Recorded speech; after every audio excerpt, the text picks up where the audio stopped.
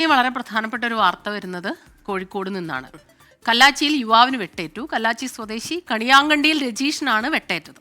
ആക്രമിച്ച 17-കാരനെ നാദാപുരം പോലീസ് കസ്റ്റഡിയിലെടുത്തു. വിവരങ്ങളുമായി കോഴിക്കോട് നിന്ന് മിഥില ബാലനാണ് ചേരുന്നത്. Mithila, good morning. ഈ 17-കാരനായ യുവാവ് എന്ന് നമുക്ക് പറയാം, ആ 17 എന്ന് പറയുമ്പോൾ ടീനേജിന്റെ ഒക്കെ അവർ അവസാനത്തേക്ക് വരുന്നതേ ഉള്ളൂ. എന്താണ് ഇതിന് കാരണം? വിവരങ്ങൾ.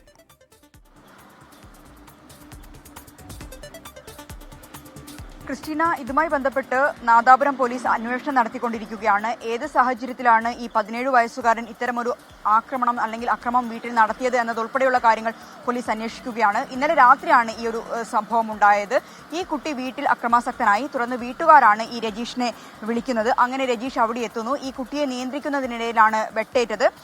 തലയ്ക്കാണ് വെട്ടേറ്റിട്ടുള്ളത്. ഗുരുതരമായി പരിക്കേറ്റ രജീഷ് ഇപ്പോൾ കണ്ണൂരിലെ സ്വകാര്യ ആശുപത്രിയിൽ ചികിത്സയിലാണ്. ഇന്നലെ രാത്രി തന്നെ ഈ കുട്ടിയെ നാദാപുരം പോലീസ് കസ്റ്റഡിയിലെടുത്തിട്ടുണ്ട്. എന്താണ് നേരത്തെ പറഞ്ഞതുപോലെ എന്താണ് ഇത്തരമൊരു അക്രമ സംഭവത്തിന് പിന്നിൽ എന്നതുൾപ്പെടെയുള്ള കാര്യങ്ങൾ കൂടുതൽ പോലീസ് ഇപ്പോൾ അന്വേഷിച്ചു വരികയാണ്. ക്രിസ്റ്റീന. ശരി, മിഥില ബാലനാണ് വിശദാംശങ്ങളുമായി ചേർന്നത്.